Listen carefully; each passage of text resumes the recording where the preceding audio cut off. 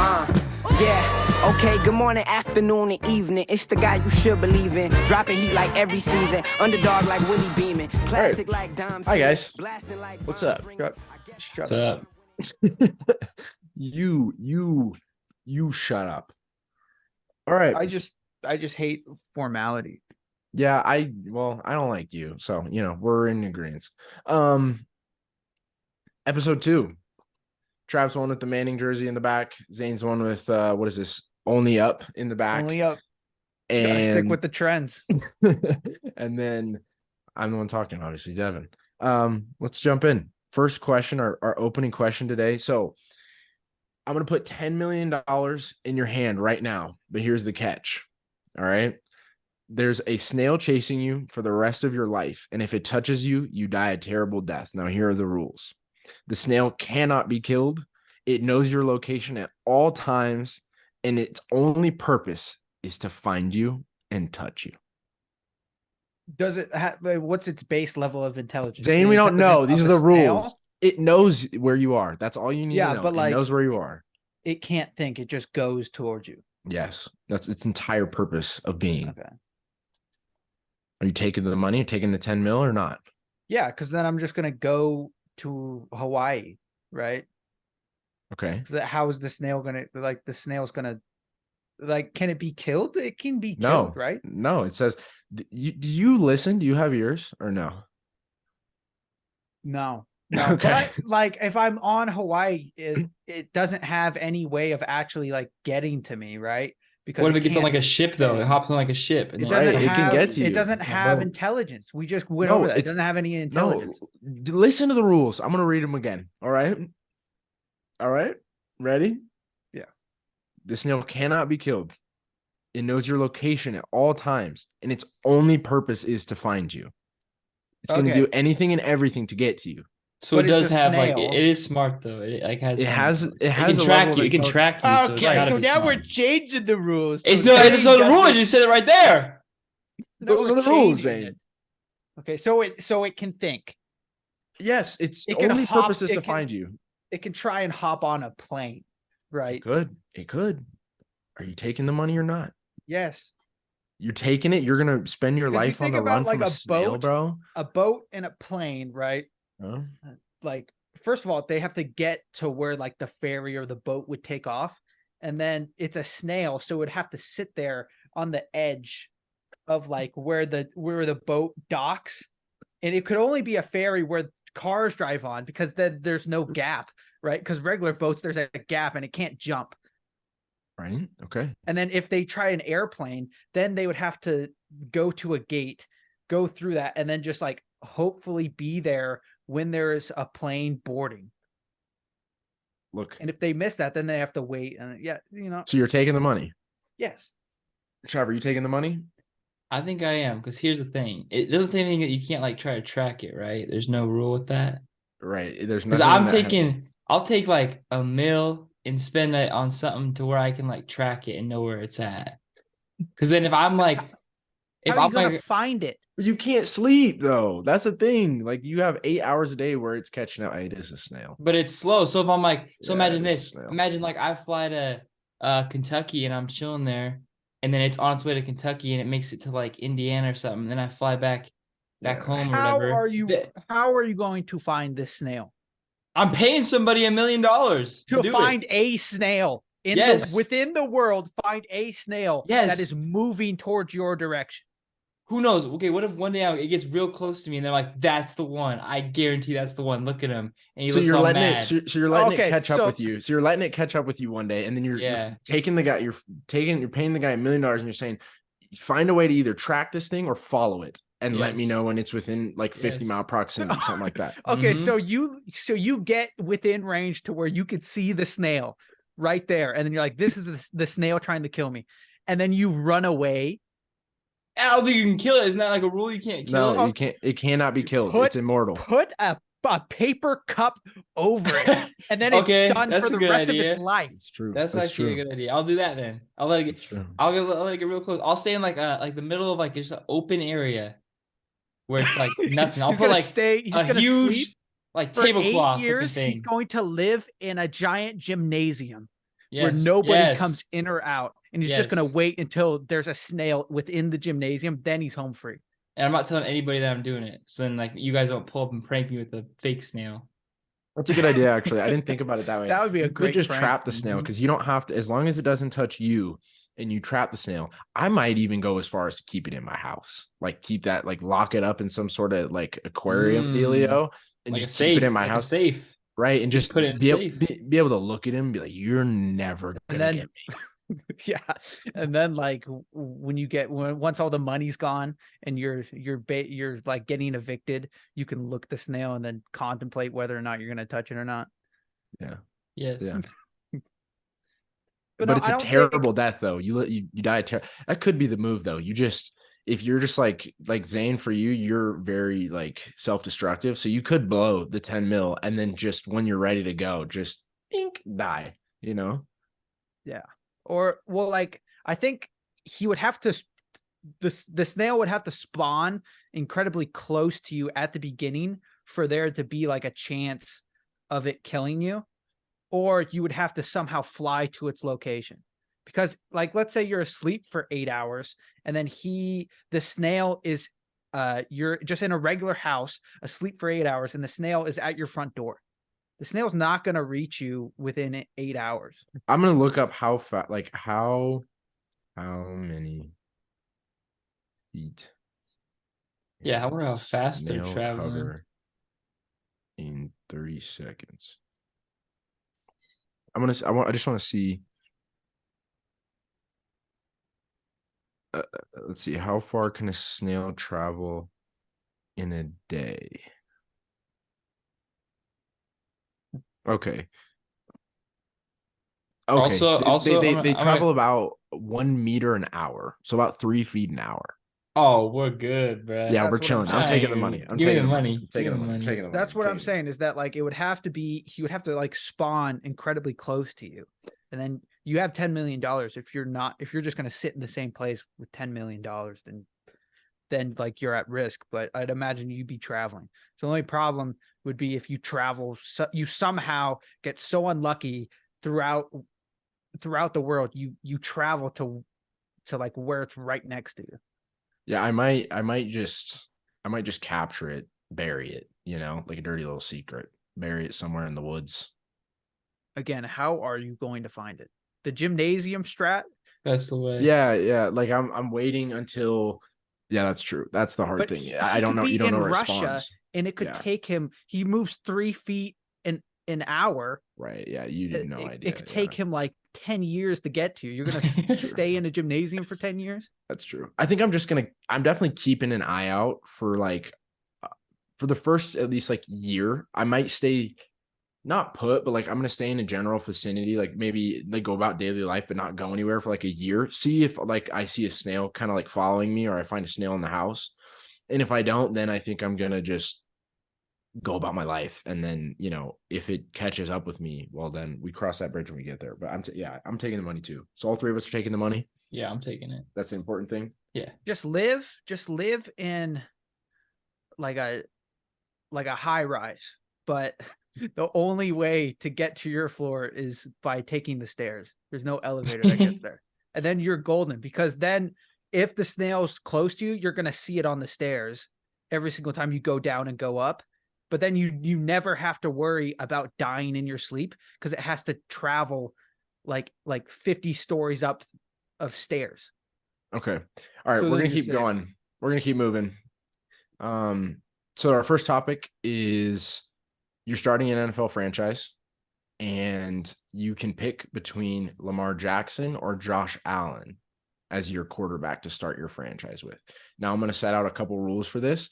We're talking about a franchise quarterback. So the first 10 years of your franchise, you're stuck with this guy, whether he's injured, whether he pulls a Deshaun Watson, you're stuck with him for 10 years.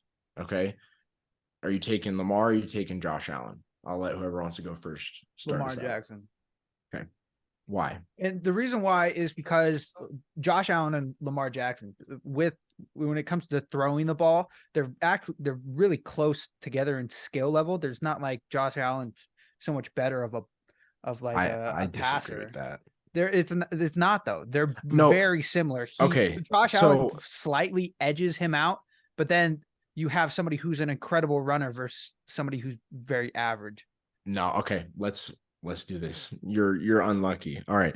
So you're right in accuracy. They're very close. They're about 63%. They're both right around the realm of 63% completion percentage. But when it comes to arm talent, it's not close. What Like- do you mean by arm talent? I'm talking about like big arm, like bazooka. Josh Allen Oh. is by far Okay. Well, No, what's Josh Allen's longest completed pass? 98 yards this year. You want to know what Lamar Jackson's is? It was- 75. Dang it. My stats were wrong. And then if you want to talk rushing, you have a point there. Lamar Jackson has a 79, his longest is 79 yards rushing. Josh Allen's is 44. But if we're talking about rushing, let's talk about durability, because Lamar Jackson is not, he's proven to not be durable, which the argument is O-line. I understand. But let's go. Let's look at the stats here. All right. So on average, Josh Allen is putting up about 617 rushing yards. Lamar Jackson's in the realm of 880, 890, right in there. But when it comes to four less games. Okay. But when it comes to touchdowns, Lamar Jackson is about 3 behind. This is this year's stats. Or no, sorry. I took these for both. They both have played in the league 5 years. So this is 5-year averages.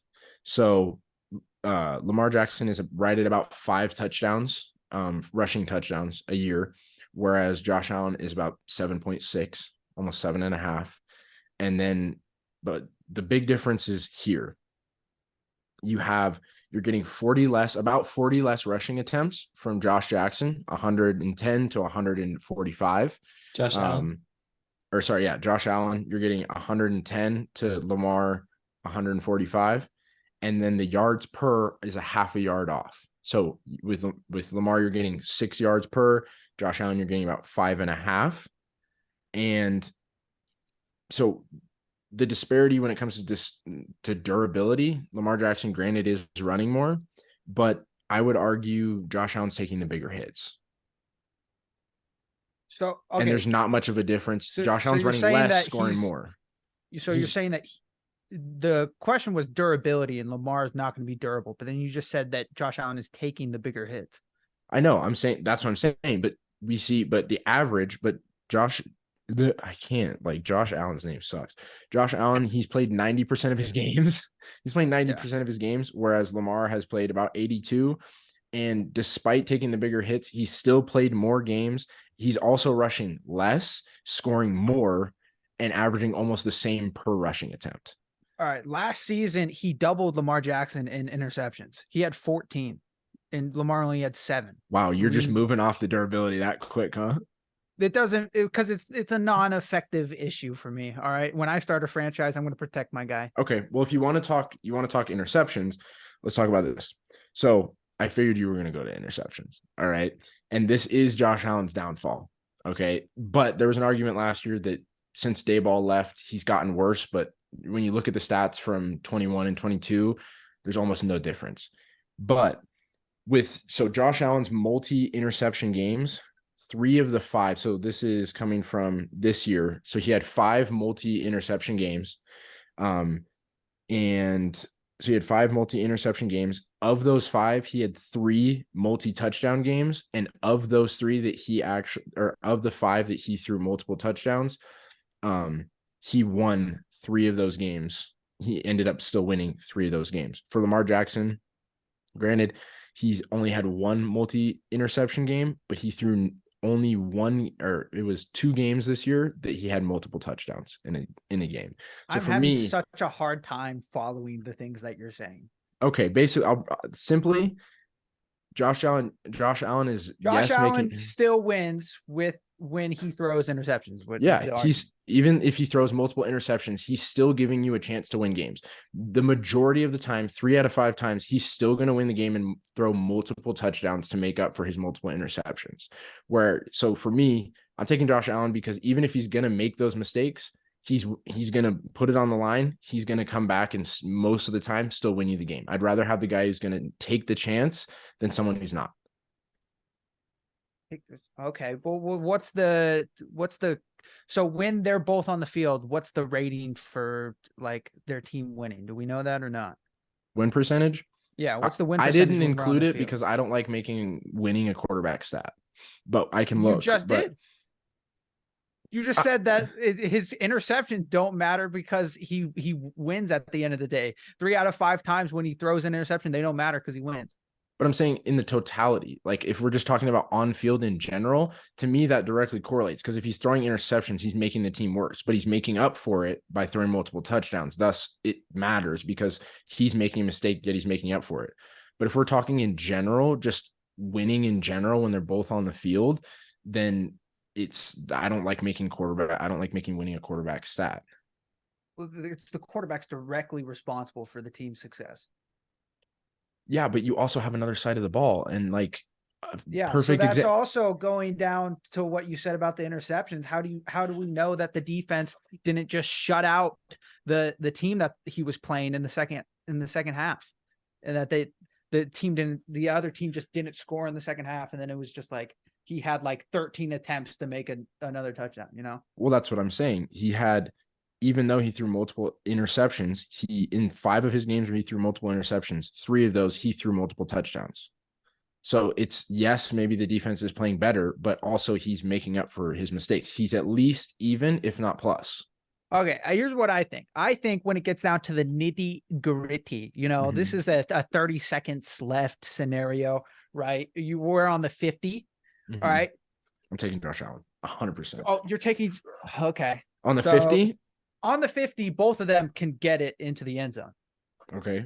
The only difference is based around your O-line, right? So somebody breaks through. I don't think Josh Allen's going to be able to break away and still make a great play. I expect Lamar Jackson to be able to juke and run and make this 30-second play last 28 seconds and then throws up a Hail Mary and then wins the game. See, I disagree. I think Josh Allen's got a better frame when it comes to leaving the pocket or extending plays. He's bigger. He's got more weight on him. We've obviously seen that he doesn't like, yes, Josh Allen kind of lumbers around, but if we're talking about quickness, Lamar, there's no question it's Lamar, but he's like, I don't think you get one good hit on him and it's done. Whereas Josh Allen, I have more faith that if he takes a hit earlier in the play, he still can extend. And I just want to make it tiebreaker time. All right, tiebreaker time, baby. So you might ask, what do I think? Or maybe you guys obviously don't care because I don't care. All right, let me. It better be something good about Lamar Jackson. Let me lay out a couple things. So longevity and durability, I think, is a question for both of them because they're both mobile. I mean, like Lamar obviously is probably like the most mobile, like gonna leave the pocket. What's the better tools that can make? Yeah, just listen. I'm just laying it all out. I'm just laying it all out first. We're making a franchise. His tools don't matter, right? His wide receivers, that all changes. No, I'm talking about Josh Allen has more tools to be longevity, like to have longer, to be able to like sustain himself longer. I think he can become a pocket quarterback rather than Lamar. And that's what I'm saying. Lamar obviously runs a lot more. And is probably more effective, but I think Josh Allen as a quarterback, he's obviously got a bigger frame, so he's probably gonna last longer, and also like he's gonna make like the Cam Newton like over the like end zone, break the pylon type plays, like dunk it, you know what I mean? Like because Cam Newton's doing so well right now. I'm talking, you know what I'm talking about. Okay, then they both have good arms. I think they're both good passers. Josh Allen's got a great arm. And the whole thing, like, I'm not one of those people who thinks like, oh, Lamar doesn't have a good arm. Like, I think Lamar has a good arm. I don't think he has a great arm. I think, I do think Josh Allen has like some Aaron Rodgers like. You say he has a great arm. He's doubling the amount of interceptions. All right, and they both have good offenses. Is the other thing, something you have to consider. They both have guys around them who are legit, who are ballers. So it's like you take them out of that, who knows what it's going to be like. And I also think that they're both really likable guys. The locker room. This is a factor. This is a factor when you pick your franchise guy. This is true. All right, it is. Everybody loves him. Everybody loves him. You know what I mean? Like Stephon did. I mean, I don't know. Stephon had his little issue with him, but for the most part, fit in the locker room. yeah. But for the most part, everyone in Buffalo loves Josh. Everybody in Baltimore loves Lamar. But if it was me, do they? yes, they do. Big trust. Do they though? Big trust. The only I don't know. like point I want to make before we leave this topic is that out of the big four young quarterbacks, Josh Allen is the odd man out, right? We have Patrick Mahomes, Joe Burrow, Lamar Jackson, and then we have Josh Allen. All the other three of the big four are more fast, more nimble than Josh Allen. Josh Allen is the Ben Roethlisberger of the four. You're telling me Patrick Mahomes is more mobile? Yeah, I don't think so at all. Did you see him almost get hawked? You're wilding on that. Yeah, you're wilding on that one. I don't think that's a fact. I also don't think Joe Burrow's more mobile than Josh Allen. There is not I think Joe Burrow is slippery. But mobility. There's a difference. It goes Lamar, are you Josh, guys talking about? Are Patrick, you guys talking about Joe Burrow. like sprinting down the field? I'm talking about in the pocket moving. I'm talking Joe Burrow. I mean, Joe Burrow can move in the just pocket, extending but not like any of those. He's last on the list. Yeah, Joe Burrow. I don't see. Okay, here's my thing. I think it goes when it comes to arm talent. If we're taking those four guys, all right, Lamar, Pat, Joe Burrow, and Lamar Jackson, or I said Lamar Jackson, whatever. Those four, we're taking those four. I think it goes Pat and then Lamar and then Josh Allen. Like when it comes to arm talent, the play that what game was it? Was it against Cincinnati where he literally threw it across the field 50 yards? Where he went to the opposite corner of the field and threw it to the back corner of the end zone 50 yards or something like that. That's like Aaron Rodgers we're talking about. I think when it comes to talent level, it goes Pat and then it's Josh Allen. Like when it comes to talent level, I think Joe Burrow is the better quarterback if we're going to include him, I think he's the better quarterback than Josh Allen. When it comes to talent, Josh Allen is far and away like 2. You think Josh Allen's, where do you rank him on making plays, like being a playmaker? Like out of 10, like 1 to 10? No, out of the 4. Oh, out of the 4, being a playmaker, I would say I'd put him at like. I put him 2. Yeah, Pat and then Josh. I might put him 2. Pat and then Josh. Yeah, I put Pat, Josh, then Lamar, then Joe Burrow. You guys are crazy. My only thing with I'm Lamar taking is in this scenario, I'm taking Josh Allen. Yeah, I think. Okay, so that's the problem with Lamar. The problem with Lamar though is once you the question is because we haven't seen it obviously, but you take away his running, I don't think Lamar's the same. I don't think he is a good passer like we talked about, but I don't think he's he can be a pure pocket passer. He has to have that running element to be as effective as he can be. All right, but Patrick and Josh Allen both have the benefit of having great O-lines, except for Lamar and then Joe Shiesty have terrible O-lines. And then, but look at Joe Shiesty. Better. You're saying that they're better playmakers. Well, that's not the case because they have more time to do this, to throw the ball. And in fairness, Joe Burrow doesn't have a good O-line, but he has the best receiving core in the NFL. And in fairness to Lamar, he doesn't have an O-line or a good receiving core. So there is that. But my argument really stems from is just durability. I just think that Josh Allen has the tools to be a better quarterback for a longer time. And when his athleticism starts to leave him, he can turn into a Big Ben where he sits in the pocket and just takes hits and just yosses the ball down the field. I think that's sort of quarterback play is on its way out. Okay. I think mobile quarterbacks are. So you think quarterbacks, so you don't think there'll be franchise. So that's a good question then. You're saying that there's not going to be franchise quarterbacks that last 10 years. You think it's going to be 8-year cycles, 6 years. I'm saying like Ben cycles. Roethlisberger sitting in the pocket, not moving it's on his way out. Well, right. But that's what I'm saying is if that's the case, that means that a guy in Josh Allen, once he loses his athleticism, a guy in Lamar Jackson, once he loses athleticism, that means they're going to be out of the league. It's going to be 6 to 8 year cycles. Because as soon as they don't have that, you're saying that they won't be in the league anymore. I mean, it's not guaranteed that they're going to not be able to move after 6 to 8 years. Well, yeah, but they're not going to be able to be playmakers to the level they are now, is what you're saying. Is your argument saying that there's it's only going to be playmakers, which means that the cycles for quarterbacks are going to be way shorter. I guess. but that's the way it's going. Is that the Favors more Bryce mobile Young. you are, I don't know, mobile, like Jalen Hurts, even like being mobile is the new wave. Well, but Jalen Hurts, if he continues what he was doing last year, is like that's like what do you think? 6 years at the most that he can do that? What he did last year, he almost had even touchdown, like rushing to passing touchdowns, didn't he? So is the argument now turned into that I get disqualified because my quarterbacks aren't going to last that long? But that's the way the NFL's going. I'm just saying, no, I'm just bringing that up. I'm just saying that's a good question. Does that mean that where the NFL is going is the life of a quarterback on a team, the franchise quarterback, instead of it being a 10-year quarterback, it's going to be a shorter timeline now? Because I think we won 2 out of 3. Josh Allen we're taking. Yeah, now these guys are idiots. So now the question is the cycle for quarterbacks going to get shorter then? I think if which I agree with you, it's I all think going, it will. Yeah, probably if they're going to be out more because it's more based off their athleticism, but that's what's working right now. I think especially too, if Bryce Young works out, he's not a prototypical like sized quarterback, which he only lasts a couple of years. I think teams will be more apt to take chances on smaller quarterbacks or guys that aren't exactly the perfect type of quarterback. And they might just last a shorter amount of time, and teams will just be okay with that.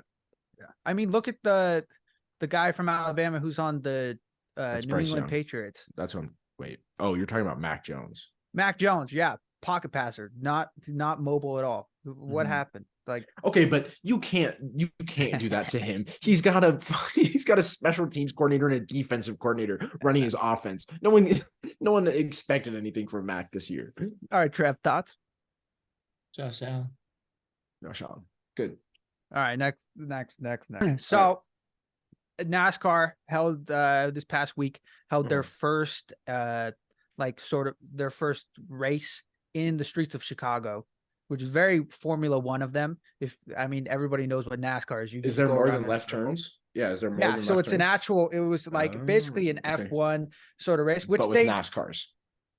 Yeah, but with NASCARs. But it's not like that they usually only go in a circle. There are different types of NASCAR races where they'll go around and then they'll do some turns and stuff like that. All right. My question is, what else could NASCAR do to maybe drive that creativity and make it more fun to watch?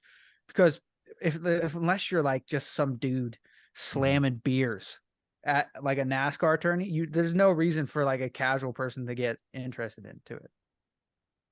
Because the entire purpose of NASCAR is just like horsepower and how fast you can go. It's not really about like F1 takes the lead in when it comes to like driving like skill. So what else could they do to like kind of revamp like NASCAR as a whole? I just don't think that there is. Like the only way that I can think about it is I think going to cities is a good start, right? Having like they're driving on the roads. Like imagine a Manhattan NASCAR race. Yeah, that'd be sweet. The only thing I can think of, do you guys know what lemon racing is? Yeah, crap cars. Yeah, so basically you take a crap car, you go buy like a Kia Optima, and you drop like a V8, like an LS2 in it, right? From a Chevy. And then you just go in circles and you beat it until it blows up. Like you drain the oil from it and you just drive it until it blows up, right? I know the idea is supposed to be like max performance, but that could be interesting. You have professional drivers driving like well-built cars that are just in terrible condition, and you just like that could be interesting. But I agree. I think there needs to be less rules because it's like it's such a weird thing that like NASCAR, like the community of NASCAR is like this, like a bunch of rednecks who drink a bunch of beer and get really drunk, and then they watch a bunch of loud cars go around in a circle. And it's so weird that there's so many like rules involving NASCAR. I think it should be like more kind of like Demolition Derby, you know?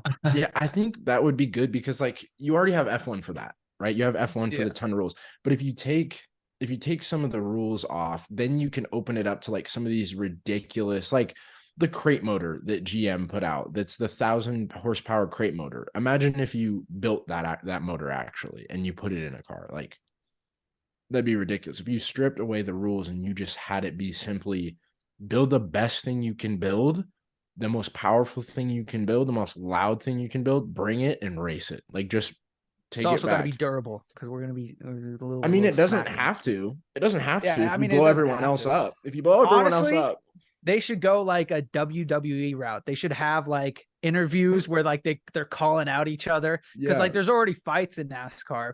They should have like interviews where they're calling each other out, having rivalries where they're like hitting each other, like team pit brawls and stuff like that. I think That's it what they should be used a to have. lot It more. used to be more like that, I think, like in the yeah. If old they days of made it more NASCAR. theatrical, yeah, I think Here's that what could I be think good. they should do. I think they should go, like, I know it kind of destroys the purpose of like the traditional NASCAR stuff, but like make less laps, first of all, because ain't nobody want to watch 500 laps. So make it less Yeah. laps.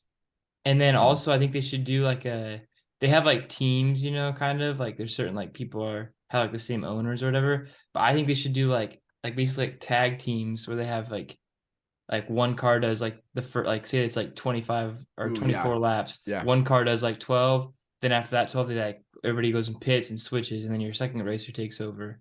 Like I feel like that make it more exciting Yeah. because you'd be like, oh, like the first guy either does really good or really bad, then it's like up to the second guy, like he's like your closer, Right. so he's got to finish the Yeah. race.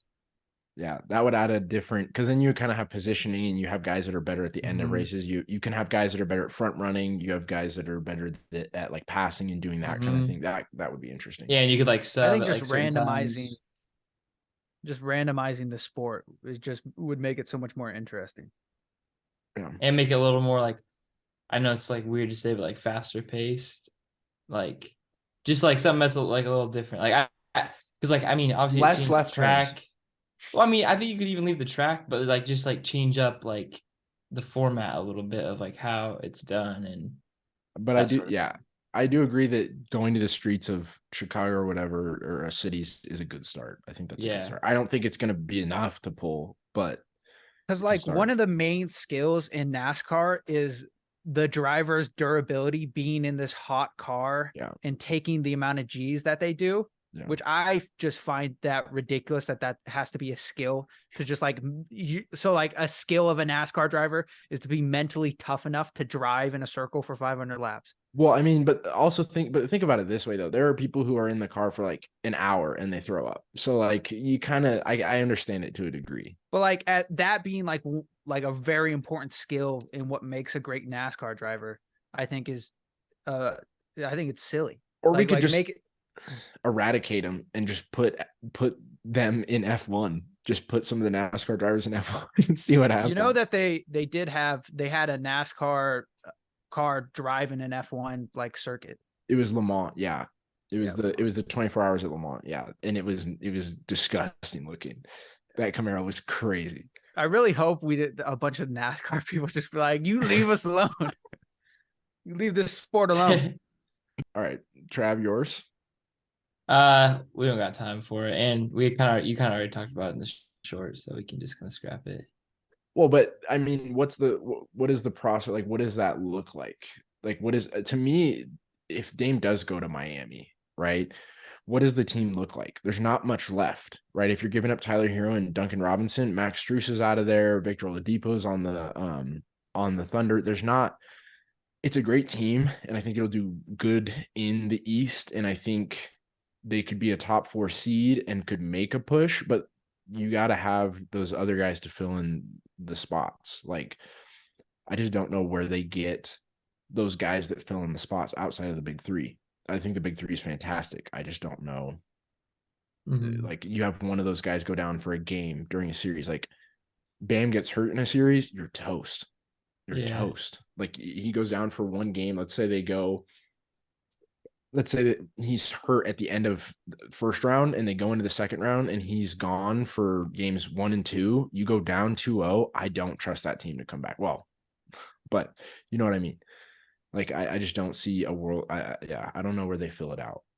And I don't know what their cap space looks like with Dame on the roster. I haven't looked, but I just don't know how they fill that out. It kind of all seemed like better, like until like you kind of figure out the details and it's like, when you sober up, sober up and you look at the roster, you look at the Heat roster after the trade, what they're giving up. They also be giving up their first round draft pick they had this year in the mock trades I've seen, and it just doesn't fill everything out to me. I just don't think there's enough there. Yeah, I don't think so either. But you never know. I mean, don't ever underestimate the heart of a champion. Look at what Jimmy Butler did. I mean, but they could find some G League guys. They're good at that. So who knows? Maybe. But I just don't see a world in which they have enough depth to make a real deep run in the playoffs, despite injuries that are going to happen. Yeah, I agree. Another big signing that just happened. I know it's not really that big, doesn't really make that big of a difference, but the Timberwolves extended Anthony Edwards. And so to me, that signals, I think no one's really talking about it, but I would watch Cat on the move for the rest of this offseason. That could be a possibility. If they're truly building around Ant, Cat doesn't need to be there. With how much cap they have, with the 3 centers that they have taken up, I think it's like 40% of their cap space. They don't need all that. So how is he doing, Anthony? Well, like he was hurt, I think, in the first round series that they played this year, and he kind of played mediocre. But to me, like, what is it? Year 3, he was drafted in 19. Year 4. So I remember there was like a lot of talk about him. At least when I would like scroll through Instagram, he used to be like everywhere, and then you mentioned his name. I was like, oh yeah. Kind of forgot about him. I think he'll take a leap. Personally, I think he's going to take a leap this year if they move Cat, but that's the big thing. If they move Cat, I think Cat would be a really good. There's some teams that he could be a really good fit on. But I don't know. The Timberwolves are going to do Timberwolves things. I mean, they fell to the Jazz's trade offer, so who knows what they do. But, it's kind of an unfortunate situation. Maybe Anthony Edwards forces his way out at the end of his contract, but I think we're going to have to watch him in Minnesota for a couple more years, which is unfortunate. What do we start with? We started with the Twitter question. Oh yeah. Okay. So we started the show out with talking about whether you would take $10 million or not if a snail followed you for the rest of your life. And we all said yes. Show me the money. Trav had a great idea about staying in a gymnasium for his entire life. Show me the money. After that, we talked about Josh Allen and Lamar Jackson, which one you'd rather take to start a franchise. After that, we got into NASCAR and how we could potentially make NASCAR, or not us, but how they could make NASCAR more interesting and bring in more fans. And then we closed just quickly talking a little bit about the possible Dame trade to Miami, and then some news on the NBA free agency front. Now, so here's what happened in this podcast. I had 2 fumbling idiots trying to argue that Josh Allen is a better quarterback than Lamar Jackson. That was the entire podcast. And then we talked about NASCAR. New episodes every Friday. Wait, when do we post the last one on Friday? Do we do those every Friday? Yeah, I think we post on Friday. We're doing one every Friday. All right. New episode up every Friday. Make sure to follow all of our socials on what do we got? TikTok, Instagram, YouTube, all at the handle of buffet.sports. It'll be here or over there. Yeah. Peace.